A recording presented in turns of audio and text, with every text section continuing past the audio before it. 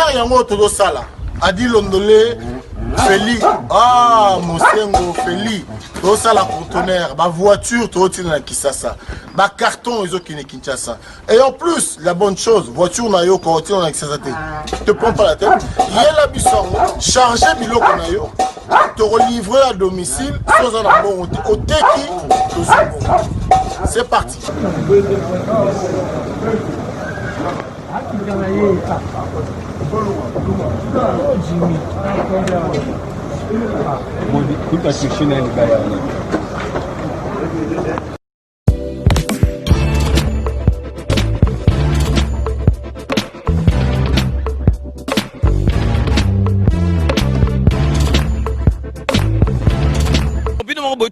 Donc, vous vraiment contact, numéro, ils allaient défiler, bengi, fret maritime, Feli Mosengo, donc, ils allaient à semaine, donc, on a besoin, il y a 30 cartons seulement. Donc, il y a 3 cartons, moi que vous allez au filet, et qui, kilo, vous allez contacter, vraiment, vous avez contact, vraiment, il faut consommer congolais, ceux qui congolais, ça les locaux, qui aident, tout le monde, chinois, vraiment, ils allaient, malam ou mingi.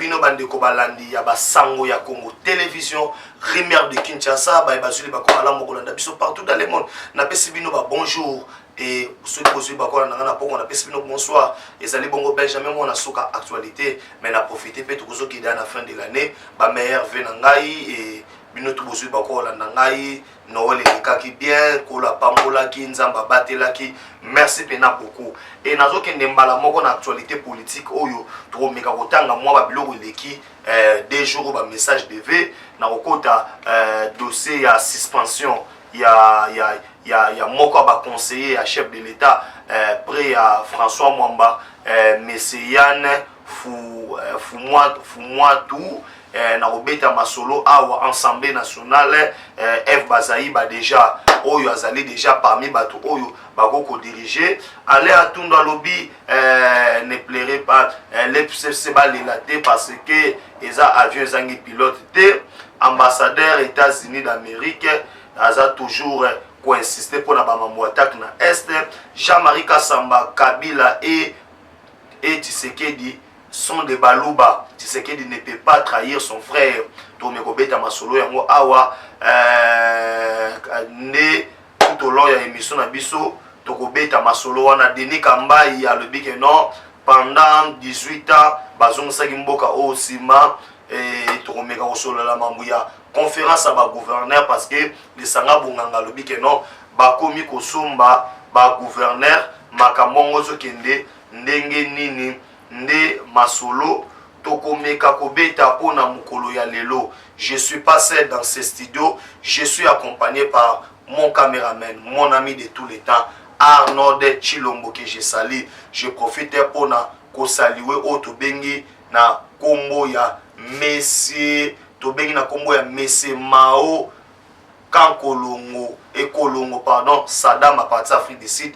Bambote na o ebele na bandima moko émission na biso bande konangai tomoni na réseaux sociaux ba message de vezo circuler entre autres tomoni nani le président de la République Félix Antoine Tshisekedi Tshilombo, le garant de la nation, le garant du bon fonctionnement des institutions, le vice-président de l'Union africaine, futur président de l'Union africaine, Oto Bengi, na kombo ya mwana papa Etienne Tshisekedi wa Mulumba, na maman Marthe Kassalu, Oyo, Tobengi, Fachi Béton, le rongeur, Aigle, après ça qui Oto Bengi message, ya veille à vous souhaiter Noël, on a ba compatriotes, na bisonyo surtout, et bazala ki bongona, la première dame, on a essayé que non, il y a qu'une seule première dame, la première dame s'appelle bien et bien Denise Nyakero Tshisekedi, que je salue maman la peste moté et belé. Maintenant si manango wana, là où les bas blessent, c'est quand Azoka Kabila Azo paie sa message, oh non Azo souhaité bino amour, paix, na bonté, mes frères et sœurs. Kabila avait badiné avec les gens ou bien quoi? Pendant 18 ans dans ce pays, qu'est-ce que Kabila a donné à Batouya comme état amour. Si Kabila pouvait nous donner de l'amour dans ce pays, est-ce qu'on aura les lots Oyo? Les gens sont morts à cause de la constitution. Si Kabila avait de l'amour pour ce pays, il allait respecter la constitution. Hein? Quand il dit encore que non, la paix, mais aujourd'hui, tous les groupes armés à l'Est, nani azo appuyer yango. Banani bazawana. Non pas les groupes armés, mais surtout on a bazawana installé à cause de l'accord il y a l'Émirat. À cause il y a Kabila zo alimenté bango. Les lois qui ba emana ba lendu ba bunda ba bomana ba salabu. Babanda ko kasser auto bengi.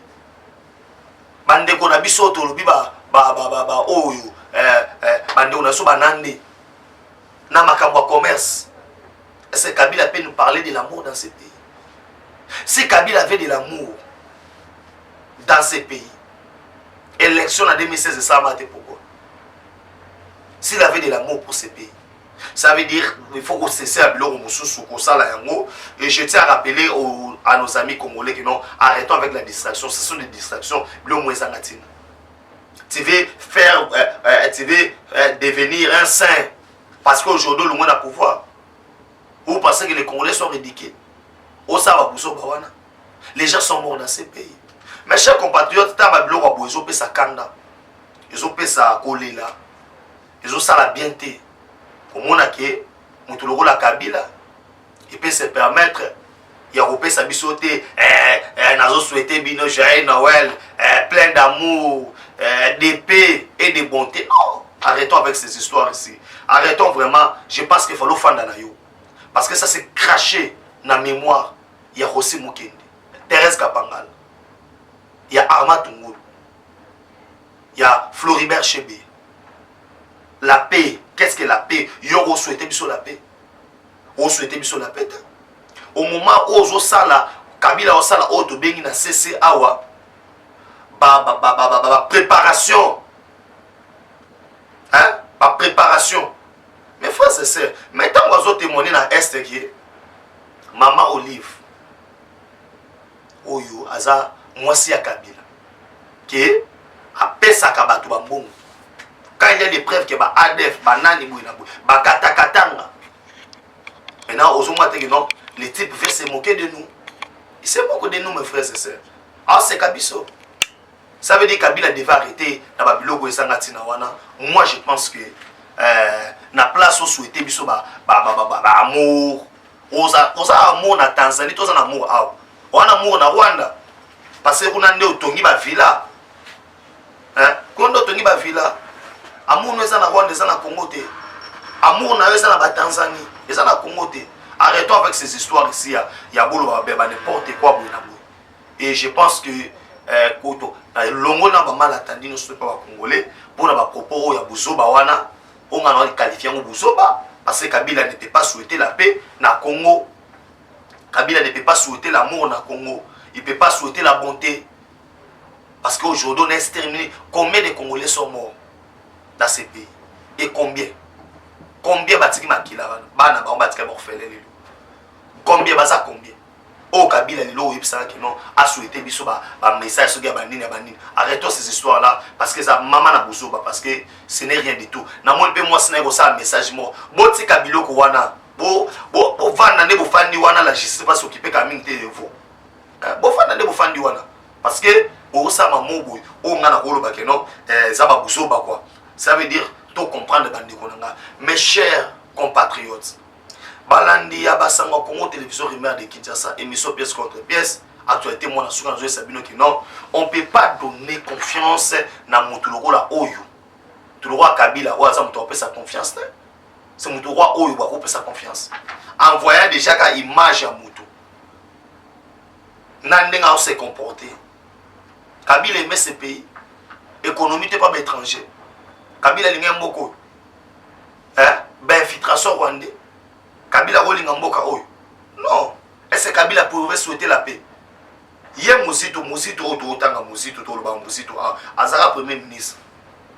Ti ba sini ba konstu ba ba emana ba lendu ba guerre sa makuna na ba beni na bani. Il était premier ministre. Ayebi Kabila bien. boso nga boso bato ndeso pendeni botika biloko wana na yo se émission yo pona na kanda makasi o bakino babuso bana ngoyo kangote na ngoyo kangote atamuki na moni mutu mususu Martin Fayulu tika na yoko Fayulu ne rêvait pas que non oza président sur oza président na mboka oyo oza président te otika la comme président na mboka oyo ça veut dire botika o rêver botika ba congolais ba fanda na bango pour makamu ndenge zali ko kende le seul président au na Congo c'est le président de la République Félix Antoine Tshisekedi Tshilombo au azali les garants de la nation, les garants du bon fonctionnement des institutions, le commandant suprême des forces armées, c'est Félix Antoine Tshisekedi Tshilombo, chef de l'État. Point barre. Vraiment, ndekona biso tout ba congolais. Nous avons reçu message à chef de l'État, na esengonyo surtout, toyambi yango fachi rumela, fachi béton. Na kotimba mona dossier ya ozo faire couler beaucoup d'encre et de salive. François Béa suspend Yann Otobengi Fou Moutou. Parce que bandeko na ngai il faut to mekepe to mekepe ko luba pe ma mususu. To kutani na ba faille ya makasi na niveau ya ba service de sécurité na biso. Parce que na moment na zo ebisa yo eza na infiltration rwandaise na Congo. Oyo na ko ebisa yo ke ezali mingi à partir ya compagnie oyo Rwandaise Airways et Dédé à partir ya ambassadeur oyo ya Rwanda na Congo o ngana osenga ke dans les prochains jours il faut basala mukanda et pas ministre affaires étrangères ou na boibalo l'ambassadeur wana parce que a facilité bandeko na makamwa epele. On sous-attend selon le nombre, selon le chiffre une affaire il y a 11 000 Rwandais au basa infiltré dans le Congo. Et na webi ça que moi faille wana tango mona na niveau banda bamuno surtout ne ba mona que non, il faut pas suspendre bato mususu. Parce que moi je pense que na Congo to za na ANR to ana ba service de sécurité, moi belé bande wana no surtout baza censé ya koyeba que iloko boy salami boy.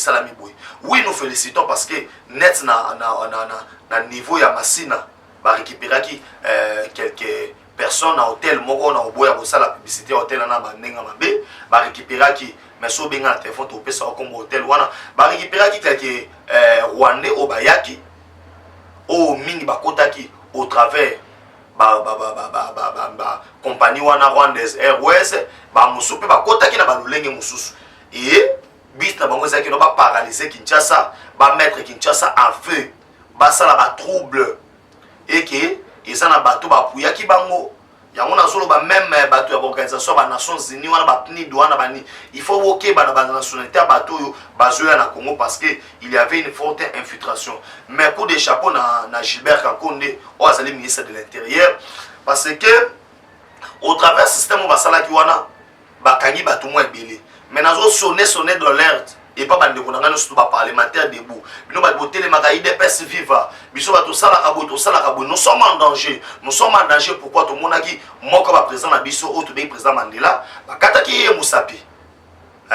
Musapi tala ba Rumbu commune o to be que non ba Rumbu za non mingi na ba to IDPS mais malgré ça ba kataki Musapi na zo bisa yo le système a changé bato ba infiltré ki na bato maboma ebele ba kangi bango. Maintenant qu'est-ce qu'ils ont changé? Bakota qui na basa bakota na hôtel na ça qui bino l'autre fois que non na félicité qui bachel parce que basa qui musala na bango bande ko na biso abasi wana bafundi moi ba infiltré moi belé so awa ce que yoka deuxième vague bazokota na bato o ba otambusa mituka ba ketch na bato ba otambusa ba moto o sentir na lingala moko na bité que non o banda ko beta n'importe qui non bo sentir ba on ba lingala mo bien té et loka mi balé bo sentir que ba moto na bango za mingi ya sika. Parce qu'ils veulent commencer à enlever les gens et kobomaka bango ko sala kaboui parce que ba que non ba Benjamin balobaka balobaka yango très cher congolais nazo alerter déjà tous les services à sécurité ba enquêter ba association ba to ba moto bo sala moi sensibilisation ya ba na bino ne botema na ba parking obi non o ya zaka wate o ya uti wapi boluka ko sala ko identifier boluka boye ba makamwana pe na circuit ya ba mususu bakangi bango na minduki et que bango baza semba nota mwana bana basi okota na kata ketch obulonde ke mwana mwasi wana nzokande batu na bango fu bachu ba batonga ba poison et to yebi ke non bato o baza censé koza ba Rwanda ba Uganda na baza makasi na ba poison. C'est pourquoi je tiens encore à rappeler à mes amis que vous savez très attention na ba caméraman na banani boy pour na ko yesa bino que non makambozo qui ne tellement qui to côté makambozo qui ne tellement qui to côté et pour singamba moko na évoluer au comprendre pourquoi l'ambassadeur des États-Unis d'Amérique il tient azobunda pona nini problème ezali nini, qu'est-ce qui se passe normalement au niveau sécuritaire en République démocratique du Congo. Et vous allez comprendre que ils ont la main noire aux occidentaux. Eux, pour comprendre yango bien tout au long de l'émission, nazo tangela yo déclaration oyo ya monsieur Joseph Kabila. Joseph Kabila conseille gentiment les pouvoirs actuels et les opportunistes politiciens congolais de chercher de la sauce. Je leur laisse faire, je leur laisse faire tout ce qu'ils sont capables de faire, même convaincre ma femme et mes enfants, eux, mes sœurs, mes frères, à adhérer à l'union sacrée. Toi, analyser la place où on a Kabila Lubigi, Natikeli Bango Basala, Obango Mungo Sala. Aïsa Bazu, moi, si Nangaba, Nangaba, quand on a l'union sacrée, Natikeli Bamba Sala. Cela veut dire qu'il y a quelque chose qui est en train de se préparer. Naokot Sabino, a beau comprendre la réunion FC Sasaki Lobby, et Zalaki Nini na Lubumbashi, Basalaki Wapi, na moko ba résidence à gouverneur, où ils allaient Jacques Aboula.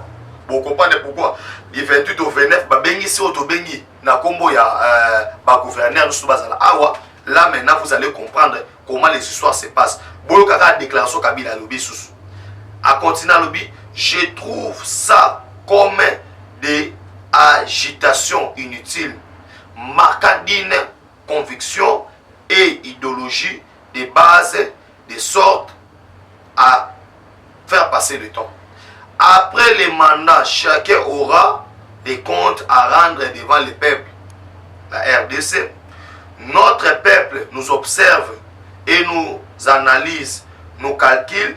Il a besoin de changements socio-économiques et du développement durable. Mes frères et sœurs, ah non, là ça me fait. Voilà, quand Kabila dit que le peuple nous attend à bilan. Maintenant, quel est le bilan Kabila peut faire au Yarope, ça ce qu'on a peuple? Je demande maintenant aux gens de l'FCC, je demande maintenant à lui-même Kabila. Parce qu'il a évoqué que non, le peuple nous regarde, quel est le bilan? Le bilan de Tshisekedi sera un bilan positif.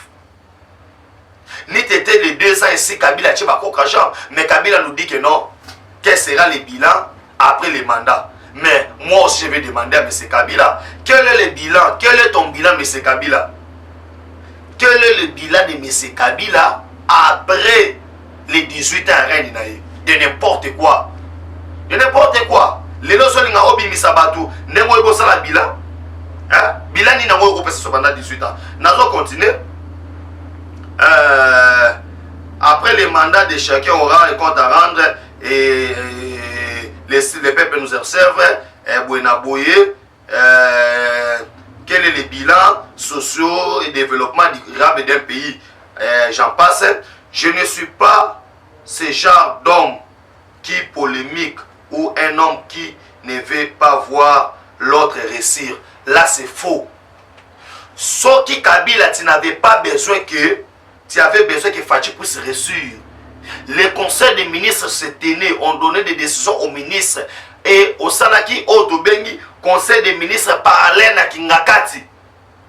Là, tu partais donner les instructions aux ministres que Bato Samabozo Salemate, tu as fait signer même le genre. Charte Oyo. Il y a question Basali Malam pour le gouvernement Oyo Félix a reçu, le chef de l'État a reçu, et Gosimbate.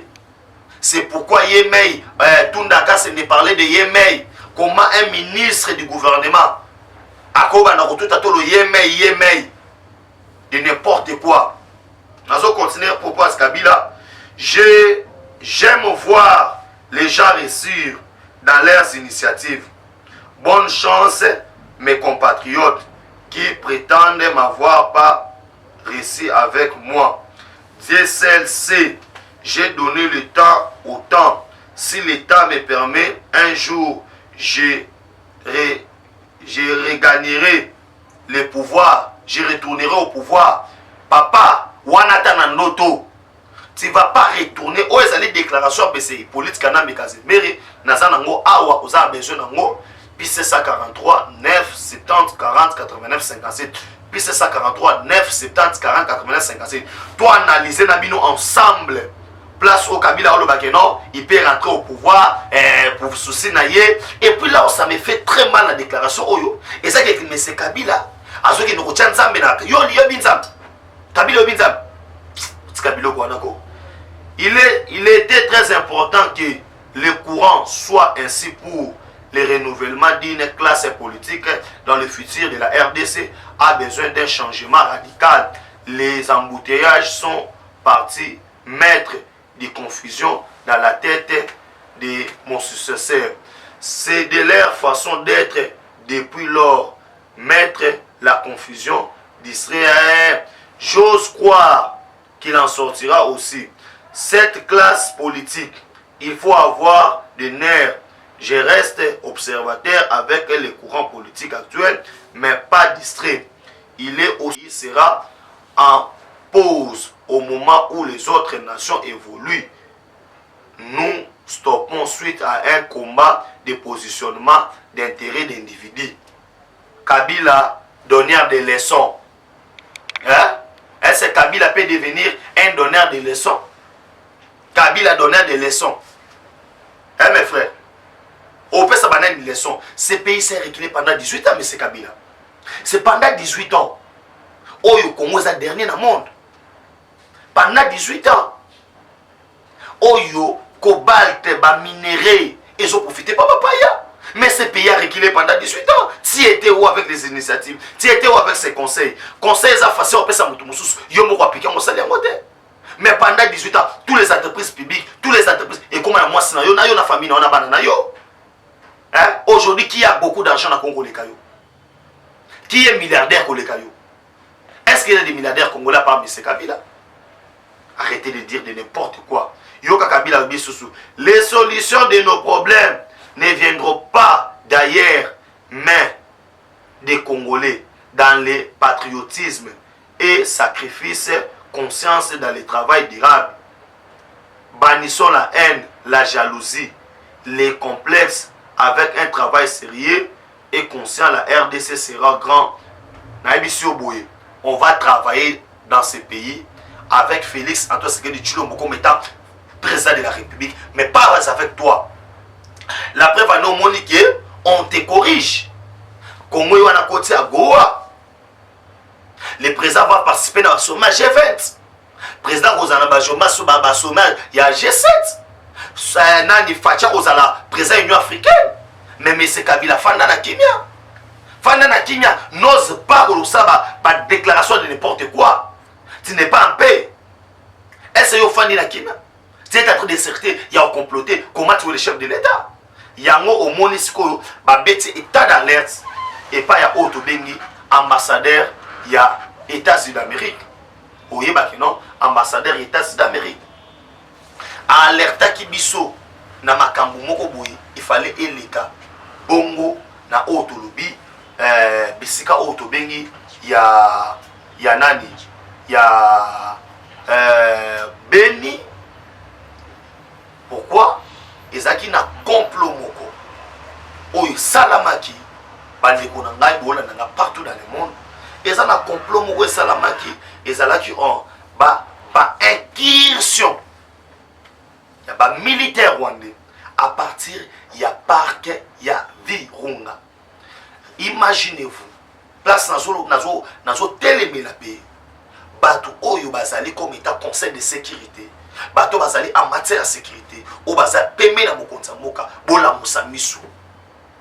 Plus de 11 000 militaires au bakoti. C'est pas du tout normal. Et ce qui est état d'alerte, il y a ambassadeur États-Unis d'Amérique, Mike Hammer, olinga comprendre que non attaque wana engaki ekanga Kinshasa ekanga pe Beni parce que tout a été bien organisé et tant ya zuni ni wana nebo moni a telemeli yango et bandeko na ngai c'est pas des blagues au sala mais c'est la réalité. Le 25 le 26 des dates wana ba préparer qui va le mois danger salement mais grâce à la diplomatie États-Unis d'Amérique ba découvrir oyabi tant to ba part de ça zamba eza munene et au moins que na kati wana ba rebelle ba se positionna ba fanda wana. Mes chers compatriotes, tous à la Bolimamboka, les Rwandais nous ont infiltrés partout et en tout. Pourquoi? Parce qu'il y a des Congolais au Batika qui se passe. Parce qu'il y a des Congolais Basakini. Namoni Moutouma je sangal biki non. Nengeni les États-Unis, Azanabi non. Mais il y a des mains noires dans ciment. Bandeko nanga pour comprendre que non. Aux pour ça détail d'informations surtout. Puis c'est ça 43 9 70 40 89 57. Et nous avons annoncé déjà que non, dans niveau ya Assemblée nationale, Calamité va se nommer informateur et on comprendre que non, les lots samedi dans sa émission, Eva Nani na Combo et Jani Mabunda Foya, bah ça la remise et reprise na bureau au yodage par rapport à des documents administratifs et tout qu'on sort. Mais non seulement ça, le 6 janvier, et qu'on a la bonne élection, il y a président de l'Assemblée nationale, il sera président ou présidente tête ou évité, mais na niveau kaya luka tu sais déjà que Jean-Pierre Bemba, Moïse Katumbi, vous avez la tête de série dans le gouvernement, mais vous avez déjà dans la coulisse, nous avons déjà préparé la candidature. Il y a Eve Bazaïba, on a confirmé que Eve Bazaïba a probable remplaçant à Jani Mabunda. Je pense que dans il y a union sacrée pour soutenir bon candidature. Il y a Eve Bazaïba, Oazali Mokoya, MLC, secrétaire général, il y a MLC, Azapé, député national, et je pense que Masolo est un des bons pour l'instant dans Mitz Oyo, Oyo n'a pas Sabino comme étant moi fuite d'informations, moi loco mo bimi déjà, auto babilo wa samai, Bazaïba déjà, boy bakazali probable remplaçant de ya Jani Mabunda, la perchoir wana ya Assemblée nationale. Pourquoi? Parce que il faut aussi que maman na biso ba exceller ba sala pe to comprendre pour y ba que non Bazaïba wana bo y ba que non azape un ancien IDPS et tout consort azape moi si moko aza dynamique et tout et moi je pense que si on portait choix sérieux na ko sepela makasi Kabila na dernière minute azo lâché oh non Kabila demande à Ilunga Lukamba de démissionner non Kabila otika tika Ilunga Lukamba zaka wana okola lingo démissionner les 6 awa bureau ko fanda et na ordre du jour parmi ma priorité à bureau aux alapé entre autres motion il y a sensible motion de défiance contre le premier ministre et que a osala humilier bolongo l'a été bosenga a été à longwa un premier ministre. C'est pourquoi je dis les Congolais sorciers bana moko yo on t'appelle chez le chef de l'État balobelo na ba noblesse na ba respect na ba ndenge no surtout que non. Notre pays ne veut pas traverser les crises et tout consort na makambo surtout veiller démissionner boyi yo rasa que non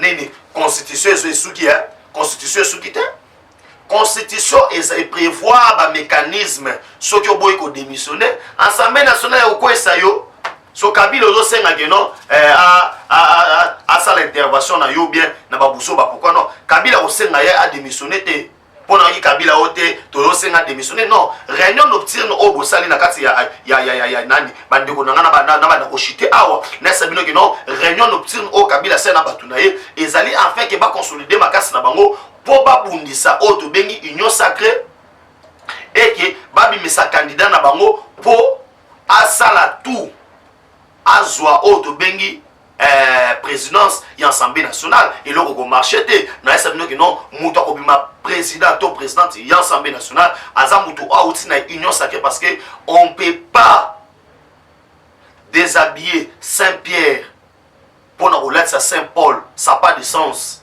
Torondi mayangote, on va pas l'accepter. Nous avons tourné les changements et Maramouane au Salem. C'est pourquoi j'appelle encore la vigilance à ma députée. Quand vous me savez que vous êtes bilingue, vous pouvez savoir bilingue. Vous êtes simate bande konanga. Ne rentrez pas en arrière. Bazon samboka simate, tout le gâteau qui est de bosso. Parce que maman gougne sozo que non, ils ont démissionné na yo eza boypoani, batika batuna distraction que non, ils ont le kamba démissionné boyna boy. Moi je sais que non, le président nomme un informateur très bientôt là et cet informateur identifie la nouvelle majorité et nous aurons cette majorité, nous aurons présidence ya Assemblée nationale pena oya Sénat zo yisa bino que non toko zo yango et bande ko nga bo banga na bino eloko moko te aller atunda lobi que non FCC ezali nani ezali avion sans pilote c'était et que ba ko atterrir na douceur na ko yisa bino que non soki ya lobi bongo moi je m'en fous hein, mais moi je sais que cette qui kounya lobi que pour FCC tambola bien bo benga na Kabila. Parce que Kabila nous dans hauteur et ba malheur na bino na FCC ça veut dire wana etel na okaka bino et biso to kobanga na biso et loko mon côté Jean-Marie Kassamba azoki no resta iso que non Tshisekedi le président de la République ne peut pas céder son frère on a ni Kabila frère Kabila frère Tshisekedi na maman ni na papa nini hein na maman ni na papa ni osanga ne Jean-Marie Kassamba ne joue pas avec les gens. Faut pas se jouer avec les gens, Jean-Marie Kassamba. Oh non, tu sais que dit Kabila Aza Moulouba. Tu sais que Aza Moulouba, il est censé de protéger son frère. Contre les crimes contre l'humanité, il est son frère en quoi? Kabila a tué combien de Kassaïens? Et puis quand vous dites qu'il est son frère Kassaïen, or nous savons que non, nous avons qu'un seul pays, les Congos, on est des Congolais point barre. Nous n'avons pas besoin de Kassaïen, Katangé, oh non, non. Osala Mukongo, Mungala, Mousoueli, Beto na Beto. Faites gaffe, messieurs. Osa très gaffe vraiment na Babousso, Banabinoana, Yakeno, Kabila, il est ton frère. Non. On n'a pas besoin de frères. On n'a pas besoin de frères. Il a commis des crimes contre l'humanité. Yango Moni, Bamsou a remis Golé Lakeno, Bossala, Bo sauver Kabila. On ne va pas sauver Kabila.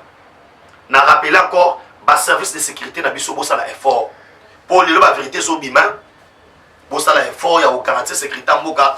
Coup de chapeau na Gilbert Kakonde, na 5 service de sécurité pour multiplier encore. Batoubo respecter 21h. Wana, ils allaient pisse mingi. Par raison sécurité parce que Mboka na biso en bozo tambola. Kito côté et Bitumba, ils allaient makasi. Fatina emo osapesika surtout toutes les informations zanango obenga biso opesa biso ngo eko marqué des droits au plus longtemps possible bino ba ndona so sécurité tant to subiso be information de tout ça va jamais boy to so benga bino ça pour na kosenga bino mbongo te ça pour na nini te mais ça pour na susamboka na biso boya mbaka biso na tango esengeli to livrer bino be information eko sa malamu na bano si ça awa nani Denis Kambai ngaite Denis Kambai alobi que pendant 18 ans FC Sassani le mokote Moussa na bango zaya kozong samboka sima rôle ya ngwana et Kabila donneur de leçons oki Denis Kambai a évoqué Moussa la kozong samboka sima et complot bosali wana na katanga na kokota na détail na ngokala mingi te tant to kolobela ma mususu mais boye ba ke non eza ba complot et salamaki et que bato belé bazolela bo comprendre ma sonding ezokende so bo sepela ki na émission mukona lelo bo pesa merci na Arnaud Chilombo na pesi mbote na bino nyonso na kotanga ba kombote lelo bo eskize ngai ba meilleur vena ba tunyo surtout bino surtout bo sala été Benjamin mona suka apema ala tata moi chemise bien ala tata muniere ACKP asala boy vraiment merci mingi na bino nyonso surtout bato boida ki to kende na bongo na borfelina to kende goliana ba bana oyo baza bana bitiki to consort merci na bino mingi merci piste de contact piste 143 9 70 40 89 57 piste 143 9 70 40 89 57 soit au komelinga na Benjamin moi na suka na pesi numéro oyo yo muto so benga nga otanda nga ba piège yaka boy na lemba yaka boy place boy na sina yebi et calamité ba olokota yo parce que mutabate la rabiso ezali nzambe kimia nzambe engena bota na bino ndeto lobi amen. Eshima, votre magazine qui bat au rythme de l'actualité. Retrouvez la nouvelle édition. Exclusivité, les hydrocarbures sont incontournables pour révolutionner l'économie nationale du Congo. Pour ce faire, Rubens Mikindo Mouima, ministre d'État des hydrocarbures, veut faire de la RDC un géant des hydrocarbures. Plusieurs projets à son actif, dans les soucis de réduire les prix des produits pétroliers à la pompe, Rubens Mikindo se déploie pour l'augmentation de la capacité de stockage dans le pays. Une année et 4 mois après sa nomination à la tête du ministère des hydrocarbures, Rubens Mikindo Mouima affiche un bilan largement positif grâce à son dynamisme, sa diplomatie et surtout son abnégation à voir la RDC compter parmi les plus grands producteurs des produits pétroliers et gaziers. Découverte, Victor Ntumba Chikela, directeur général de l'OVD, prêt à relever les défis de la reconstruction du Congo. Dossier, Eshima s'est penché sur quelques faits qualifiés notamment des mutineries et de sécession dans l'histoire politique de la RDC. Nation, plusieurs articles d'analyse. Cour constitutionnelle, Assemblée nationale, un aperçu de la situation politique dans son ensemble. Économie, budget 2021, entre prévisions réalistes et routinières reddition des comptes. Finance, United Bank of Africa, UBA, a célébré la semaine de la clientèle avec pour thème l'équipe de rêve. Payer l'impôt est un devoir civique. Barnabé Mouakadi, directeur général de la DGI, sensibilise. À lire également dans les bonus Eshima, les consultations présidentielles Fachi déboulonne. Un état des lieux du chaos, fin de la coalition FCC Cash, entre réjouissance et prudence, retrouver les coulisses stratégiques et décisionnaires d'un des plus grands tournants politiques. Focus, Sonas, Boniemé et Kofolusien, bilan des réalisations 2020. Musique, interview de la diva Barbara Kanam. Retrouvez l'intégralité du magazine Eshima dans les kiosques. Eshima Magazine, un nouveau standard d'information.